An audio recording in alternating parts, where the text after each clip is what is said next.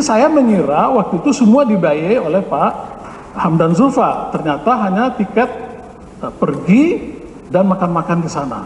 Pulangnya dibayar oleh Pak Kamal, saya juga baru tahu. Tapi saya sudah akui tadi kepada JPU setelah dikonfirmasi, iya Pak Kamal yang bayar. Tapi kan saya juga membayarkan yang lain.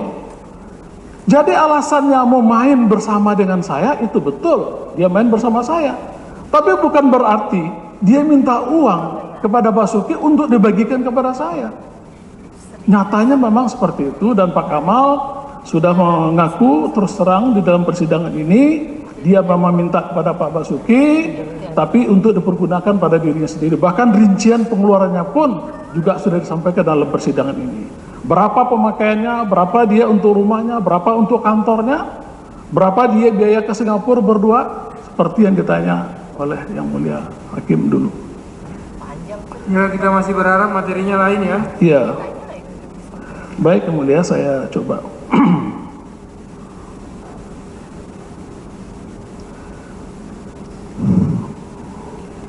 Kemudian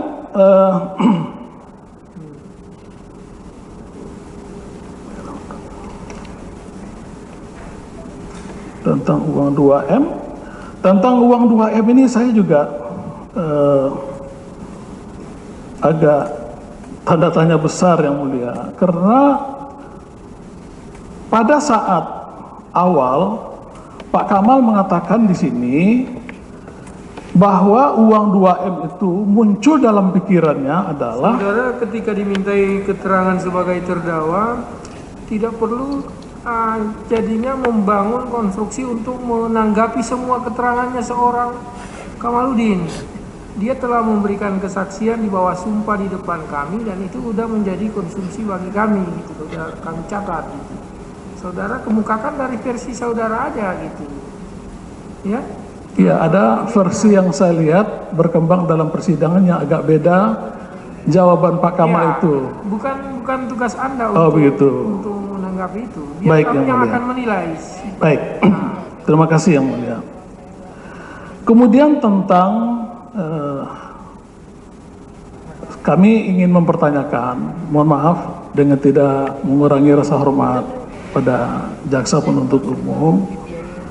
Pertanyaan saya adalah, kenapa hakim-hakim MK tidak didatangkan sebagai saksi dalam perkara ini?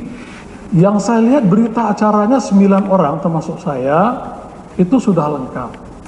Bahkan setelah saya mendalami keterangan saksi dari hakim-hakim MK, itu semua hakim MK tanpa kecuali telah tegas menyatakan, menjelaskan bahwa di dalam perkara judicial review tentang masalah peternakan dan kesehatan hewan ini telah menempuh prosedur dan mekanisme pembahasan sebagaimana yang ada di dalam peraturan Mahkamah Konstitusi, sehingga tidak ada yang aneh di dalam pembahasan itu. Kemudian hakim-hakim MK juga menjelaskan bahwa hakim-hakim MK semuanya sangat independen. Tidak ada satupun orang hakim yang bisa mempengaruhi pikiran atau memaksakan kehendaknya kepada hakim-hakim yang lain. Kemudian juga para hakim MK bicara tentang masalah wacana dissenting opinion. Itu adalah sesuatu yang wajar di Mahkamah Konstitusi, karena kita bicara masalah pengujian norma. Meskipun dari awal ada yang mau dissenting, bahkan dari awal ada yang menolak, kemudian dia berubah mengabulkan, itu juga sering terjadi.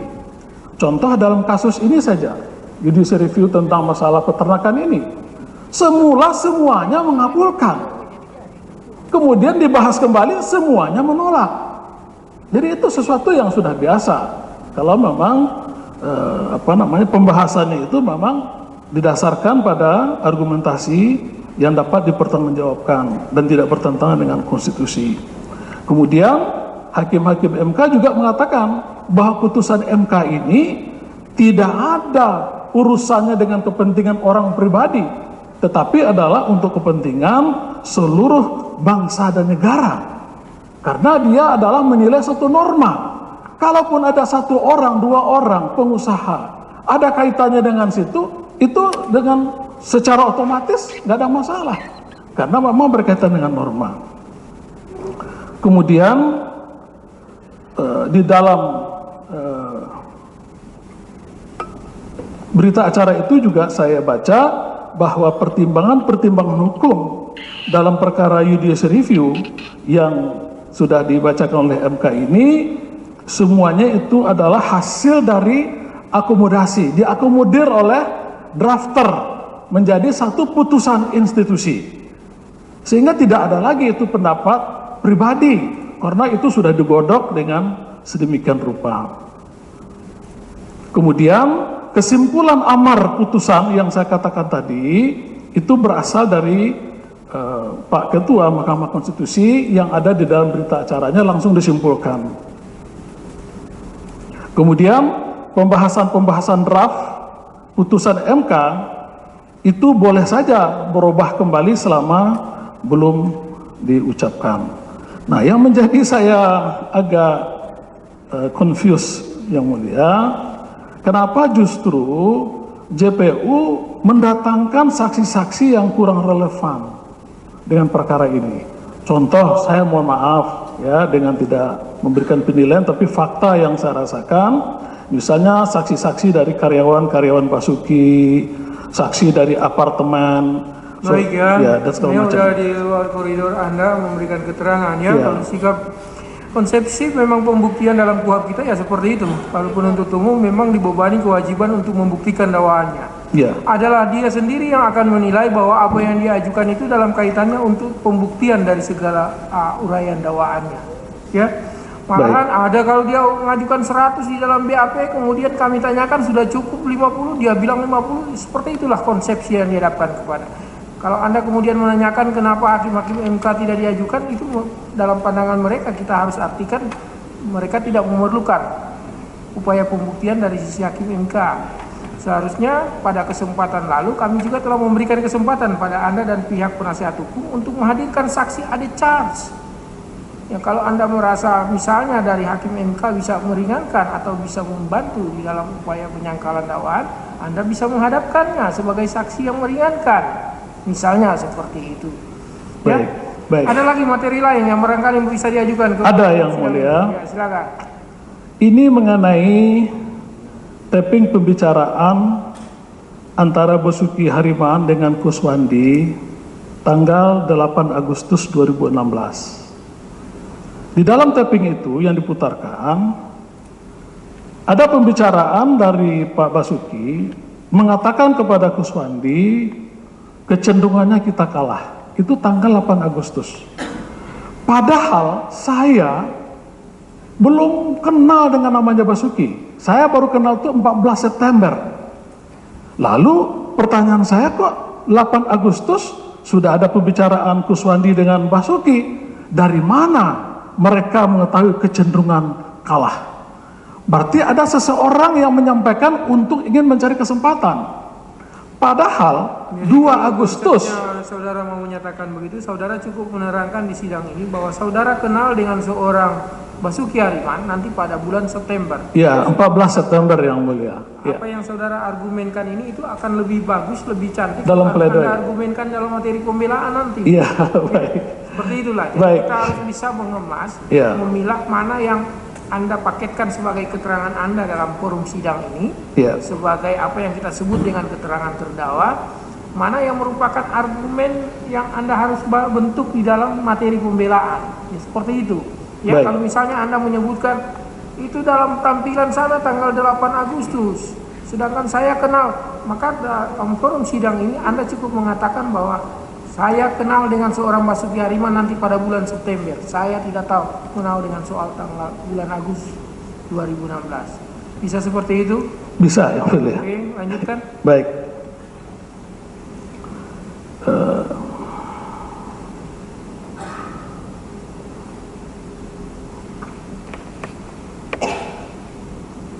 Ya, saya kira itu yang mulia. Pada dasarnya saya ingin menyampaikan juga tentang masalah kenapa saya begitu mudah memberikan informasi kepada Pak Kamal terhadap perkembangan judicial review.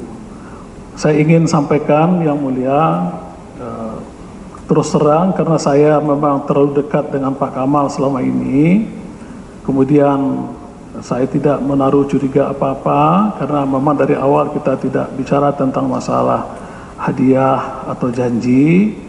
Mungkin memang dari segi etik saya mungkin tidak pas. Ya, saya menyadari itu dan tentu saya menyesal terhadap tindakan pelanggaran kode etik itu.